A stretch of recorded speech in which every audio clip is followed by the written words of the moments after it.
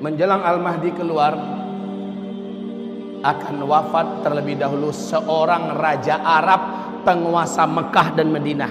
Mekah Madinah itu di mana letaknya? Saudi, bukan di Kuwait, bukan di Uni Emirat Arab, di Saudi. Wafat seorang raja Arab. Saya bacakan hadisnya berikut ini. Yaqtatilu inda kanzikum thalathah. Apa arti thalathah? Akan saling bergaduh, akan saling ribut, akan saling bercanggah, akan saling bertengkar, jatuh menjatuhkan, bahkan mungkin mengarah kepada perang. 3 orang putra khalifah atau putra raja ketika meninggal seorang raja pemimpin Mekah Madinah, la yasiru ila wahid minhum, tidak seorang pun dari mereka bertiga itu yang benar-benar akan memimpin Mekah Madinah. Sebab apa? Rasul bersabda, kepemimpinan Mekah Madinah akan langsung digenggam dan dipegang oleh keturunan kandungku dari ahlul baitku, Al-Mahdi. Raja apa yang meninggal di Arab Saudi kemarin?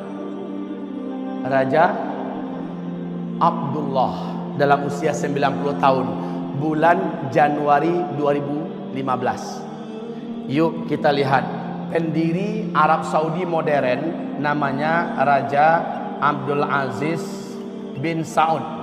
Nah, beliau ini punya istri yang sangat banyak. Dari sekian istrinya, 4 orang yang resmi menjadi permaisuri kerajaan. Dari 4 orang ini lahirlah putra-putra dan putri-putri. Yang putra-putra inilah yang diangkat sebagai putra mahkota kerajaan. Jumlah mereka ada 12. Perintah beliau yang sekarang menjadi undang-undang yang tidak boleh dirubah di Arab Saudi adalah tidak boleh menjadi raja di Arab Saudi siapapun para cucu selama putra-putra mahkota masih hidup. Jadi yang menjabat sebagai raja haruslah putra mahkota. Sekarang kita hitung dari yang keempat, Pangeran Faisal, yang akhirnya menjadi Raja Faisal. Faisal meninggal dunia dengan cara dibunuh oleh keponakan kandungnya sendiri dari jarak 3 meter, ditembak. Dar der dor. Keponakan kandungnya sendiri yang membunuh, yang baru pulang dari Washington. Kenapa? Faisal raja yang berani mengembargo Amerika Serikat. 1 bulan lamanya Amerika sakaratul maut gara-gara diembargo oleh Arab Saudi. Minyak tidak boleh disalurkan ke sana. Kaum muslimin, Faisal lah yang bersumpah dalam pidatonya akan membebaskan Al-Aqsa. Dianggap Faisal ini sebuah ancaman, dia dibunuh. Meninggallah Faisal. Setelah Faisal meninggal, digantikan oleh saudaranya Khalid, Pangeran Khalid. Khalid meninggal, digantikan oleh Fahad. Fahad meninggal, digantikan oleh Abdullah. Abdullah inilah yang menjadi tema kita sekarang. Abdullah tahun 2008 dia sudah divonis oleh seluruh medis internasional, dianggap sudah mati secara medis. Artinya hidupnya sudah bergantung seluruhnya kepada obat-obatan dan peralatan medis. Nggak mungkin bertahan lama hidup. Ini menurut medis ya. Organ tubuh bagian dalamnya sudah cangkokan semua. Sementara bagian organ tubuhnya yang lain sudah dijangkiti oleh penyakit-penyakit yang tidak mungkin ditumbuhkan lagi. Tidak ada obatnya. Sehingga dia divonis menurut medis sudah dianggap mati secara medis.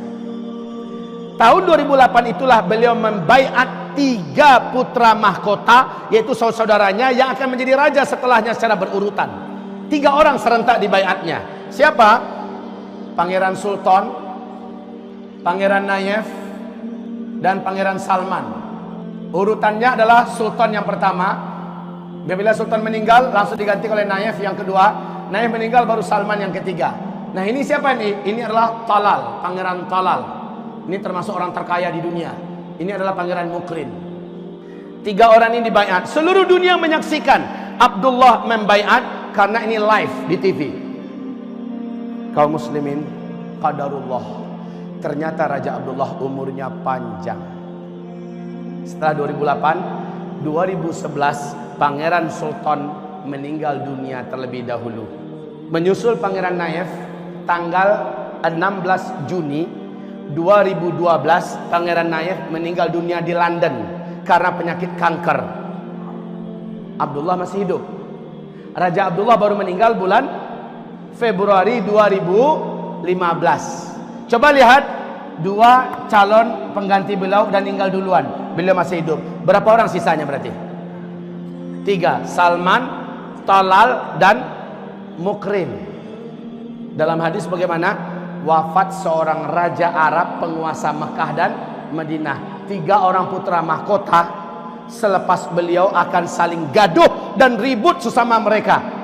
Tidak seorang pun dari mereka yang betul-betul menjadi pemimpin Mekah dan Madinah, karena Mekah Madinah saat itu akan jatuh ke tangan keturunan kandungku dari ahlul baitku Al-Mahdi, kata Rasulullah. Dan subhanallah, subhanallah, 3 orang ini ternyata punya karakter yang berbeda-beda.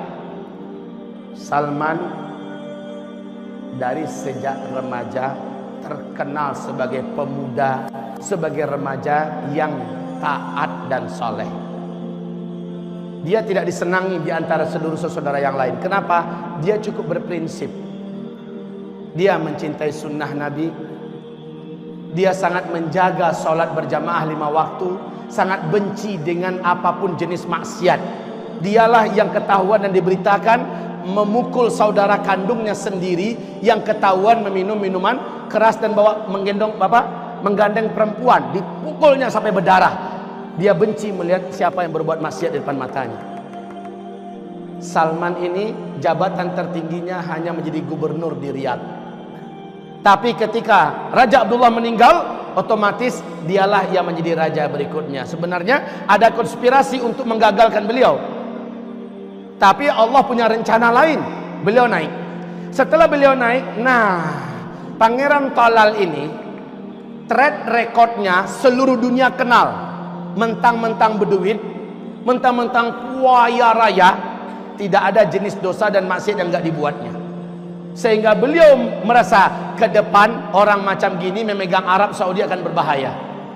Pangeran Talal dihapus namanya oleh Raja Salman dari anggota keluarga kerajaan dan diusir. Jangankan untuk menjadi raja berikutnya, dianggap sebagai keluarga kerajaan saja sudah tidak dianggap lagi. Sementara Mukrin, Salman juga tidak ingin menjadi raja berikutnya adalah Mukrin. Sebab apa? Sebab otak, hati, daging, darah, dan jiwa si Mukrin ini berloyalitas sepenuhnya kepada Yahudi dan Amerika. Salman tidak ingin penguasa Arab berikutnya orang macam Mukrin. Walaupun namanya tidak dihapus dari anggota keluarga kerajaan, akan tetapi statusnya sebagai putra mahkota yang akan menggantikan beliau dicabutnya, dan beliau baiat 2 orang calon raja berikutnya, anak kandung almarhum putra yaitu Muhammad bin Nayef. Apabila ini meninggal, pengganti berikutnya adalah anak kandung dia sendiri, Muhammad bin Salman. Ini sudah dibaiat 3 bulan setelah beliau naik menjadi raja. Bapak Ibu, menurut Bapak Ibu, 2 orang ini sakit hati nggak kira-kira? Anak-anaknya gimana kira-kira? Jangan ditanya Pak. Apalagi anak kandungnya Talal, Al-Walid bin Talal, orang terkaya nomor 5 dunia. Gedung tertinggi yang hari ini dibuat di Jeddah 1,2 km yang disebut dengan Kingdom Tower itu, yang punya Al-Walid bin Talal. Sementara bapaknya sudah dibuang dari kerajaan, maknanya dia dengan keturunannya juga sudah tidak dianggap. Pasti duit akan bicara. Tentara bayaran bisa dibeli, senjata bisa didatangkan, kekacauan bisa diadakan. Betul tidak?